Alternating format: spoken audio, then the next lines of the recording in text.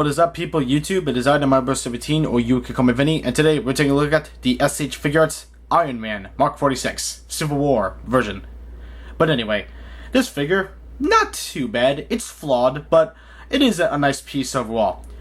So is it a good figure? Should you even consider buying it? Well, let's not waste any more time and take a look at the figure. Sculpt on this guy? Awesome. Looks just like the movie, in 6-inch action figure form, obviously. Paint job, I do have some minor paint issues, but overall the paint job is really nice to look at and makes this figure pop in almost every way. First, a look at that helmet. As you can see, the sculpt of the helmet is nicely well done. Looks like the movie, and they were able to sculpt in the tiny little ridges. And as you can see, the eyes are translucent, clear color. Obviously, they don't light up because this is a 6-inch figure. It can't really fit LED lights into something that small, you know? And they got the tiny little silver detail right there on his cheek. So that's good. And paint job, yellow is nice and metallic, while red is the glossy metallic kind.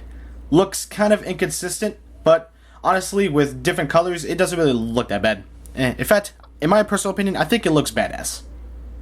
Look at the body where the metallic sculpt continues, and they were able to, again, sculpt in the little ridges, getting in the tiniest paint details. The chest part is indeed a clear plastic because, again, no LED lights, lol. They were able to get in the metallic yellow, and again, that glossy red metallic paint app is nice to look at, and it mixes well with the yellow, in my opinion. Looks awesome. Look at the back where, as you can see, they were able to make a nice clean paint job in the tiniest of places. There's barely any paint slop at all on mine. It looks awesome. And as you can see, the sculpt again is nice and fantastic and looks like the movie. I only saw the movie twice, so I don't remember what the back looks like too much, but you don't really see the back too much. But otherwise, it doesn't really matter. This is a nice sculpt on the back. Nice. Look at the arm where again the metallic sculpt continues, and again the paint job is nice and clean in all areas. Moving down, got more clean paint apps, and more of that metallic sculpt. Looks awesome. Moving down to the leg part, and as you can see, again, they were able to get into the tiniest details, and paint job is, again, nice and clean. Moving down, the metallic sculpt continues. The legs do look a bit more muscular than robotic, and as you can see, again, looks awesome, and paint job is, once again, nice and clean. Remember those paint issues I told you about? It's coming into play here. As you can see, on the neck, some of the red paint got scratched off.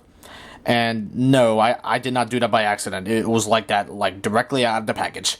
That's disappointing. And again, there's another scratched off paint blotch on there. Well, it's not a blotch, but you get what I'm saying.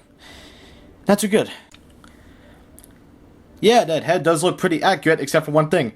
In that little hole right there, where I'm pointing at, that's supposed to be silver in the movie. It was supposed to be silver, so they forgot to paint that. So, may drive you insane if you're really OCD, but, well, if it does, you can just always paint it yourself, I guess.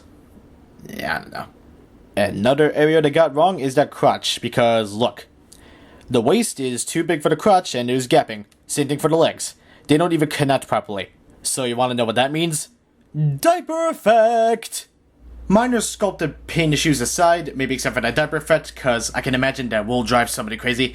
But overall, it is still a nice piece to look at, and I think the paint apps and the rest of the sculpt do make up for that. This figure looks gorgeous in almost every way, except for that diaper effect. That has to go. I hate it when figures do that, to be completely honest with you. Articulation is great, but unfortunately, kind of has some issues, mainly with breaking up the sculpt, but I'll show you what I mean right now. Okay, so let's get started. The head. It is on a double ball peg, which is the best way to articulate a head. I mean, look at that range of movement. It's not bad. But unfortunately, it creates a very ugly gap. When you pose them looking down, it doesn't look that bad, but again, you get another ugly gap, so it actually looks worse when you point them upwards. I mean, you can hide it, obviously, in photos. But still, it's not really pleasing to look at. Neck is on a ball joint. Helps with the range of movement. Arms can move up about that far. That's not bad. Shoulder pads. They're able to move. And arms also have ball joint movement. Now, do be careful, because there was a piece of paper that said the paint may rub on this part. It's not as bad as the S.H.Figuarts Ultron, where you couldn't pretty much pose the figure at all. You could still pose this figure, but, you know, just be careful. Biceps swivel. Elbows move. You get way more than 90 degrees. That's good, but again, you get some minor gapping. But it's not horrible. It's not horrible. Hands move on a double ball peg. Limits the range of movement with the fists, probably because of this piece, but it's not that bad with the accessories, and I don't think Iron Man needs to do all crazy things with the fists, because, you know, this is an iron suit we're talking about here. There's a diaphragm joint, which does not have that much range of movement. It's accompanied by the waist joint, which has plenty more range. So that helps, I guess. But does add to the effect of the diaper effect, as well as the legs. Because the legs, again, they're not properly connected to the crotch. They have a Figuarts pull-down style hinge, and you are going to need this to, obviously, pose the figure with the legs. Good range of movement forward and back. Because when you have it pushed in, it doesn't really give you a whole lot. And he can also do the splits. Again, Hasbro, you're pathetic. Knees are double hinged. Great range of movement, but again, you do get some minor gapping. Oh well. What can you do? Ankles. This is where the articulation is pretty flawed, at least for me. They are really stiff, and I mean extremely stiff. They move down just fine. I mean, it's not the best range of movement in the world, but still. Ankle rocker. Barely. It's not as bad as Captain America, where it gave you little to no range of ankle rocker. So that's okay, I guess. They can also swivel. Toes. Let's talk about this. You see this hinge right here? That's supposed to help, but look at how stiff these friggin' toes are. I can barely move them up at all. Look at that. So that's great, because the toe hinge is near completely useless. I don't know, maybe that's just on my figure, but I don't know. Because now the toe hinge is completely useless. I mean, I don't think I'll be using that toe hinge anyway. I mean, I barely use toe hinges at all, but still.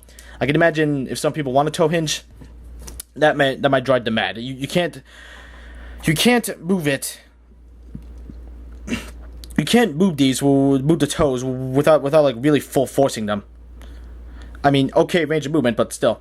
I mean, it's glad that they did this to consider the articulation, but still. So, articulation may be flawed, but overall has awesome range of movement. Great range of movement, actually. But, you know, kind of breaks up with the sculpt a little bit. And that's pretty much the only flaw. But other than that, articulation, in terms of functionality, works. And I'm pretty sure that's what everyone looks for. Except those ankles. They need to be improved. They need to be improved. As well as the toes. In terms of scale, he stands... Just shy of 6 1/4 inches. Here he is compared to the Marvel Legends Black Panther and the Marvel Legends Spider-Man. Here he is compared to the Marvel Legends Ghost Rider, and for fun, the S.H.Figuarts Son Gohan Mystic version, and finally a comparison everyone wants to see: the S.H.Figuarts Captain America from the same movie. And as you can see, they scale pretty nicely. They are supposed to be almost the same size, and you know what? This works rather well, and perfect for those battle scenes that you love to recreate, as well as I. Ooh, goody gumdrops. In terms of accessories, Iron Man comes with plenty, so... First, we have our Repulsor Blast. We have 2 of these for both hands. As you can see, they start out with a creamy white and move down to a translucent yellowish orange, so that's good. The hands that are used for these are these open hands that have pegs, but there's one flaw. The pegs come out at an angle, so once you have them on there, from certain angles, it doesn't seem too obvious. But when you look at it directly from the side, you can still see a tiny little gap where that peg is supposed to be. Because, and even when you push it all the way, there's still a gap.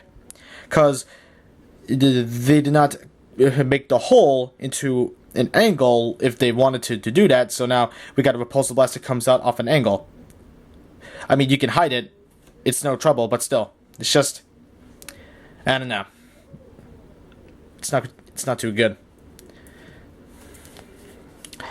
Okay, and we also get these things, which are supposed to make them fly, obviously.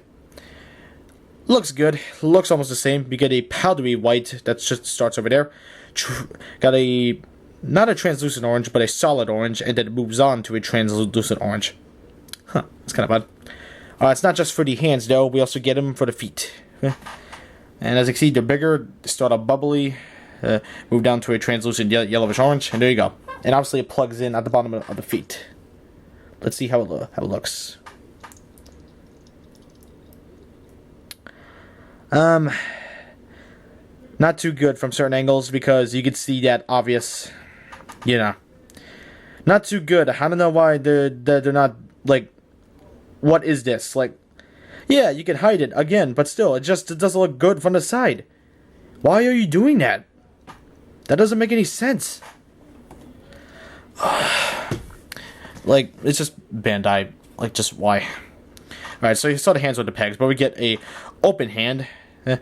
The repulsor blast effect is, repulsor blast.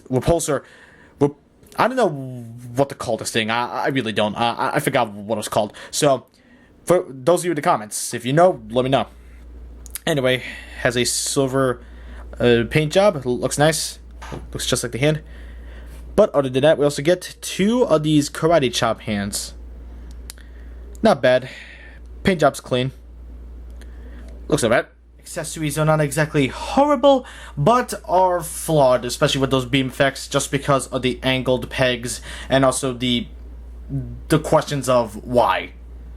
But overall, it's not too bad, and again, at certain angles, it looks awesome, but when you decide to look deep into it, you can see some pretty bad gaps, if you know what. So what's the final verdict on the S.H.Figuarts Iron Man Mark 46? Sculpt is great. Paint job's great. Minor issues with both of those, but, you know, not that bad. Articulation, again, minor flaws, but, you know, it's not too bad, except for those ankles. Like, they're very stiff. Accessories, issues with the beam effects, but it's not that bad, I guess. With that being said, approach this one with caution, because this has a lot of flaws, and I can't guarantee that everyone will like this figure. But if you're an Iron Man fan and love the movie Captain America Civil War, definitely pick this figure up. It's not a bad figure at all, especially if you look past the flaws. And just be careful where you buy this thing, because obviously it's Japan exclusive, Bluefin can't bring it over, you're going to need to pay a heavy penny, don't pay more than 80 like I did, my wallet. But, you know, with that being said, I'm in the Mario 17, and I am out. Make sure to hit that like button, subscribe, and comment. I'll see you all in my next video. Peace out.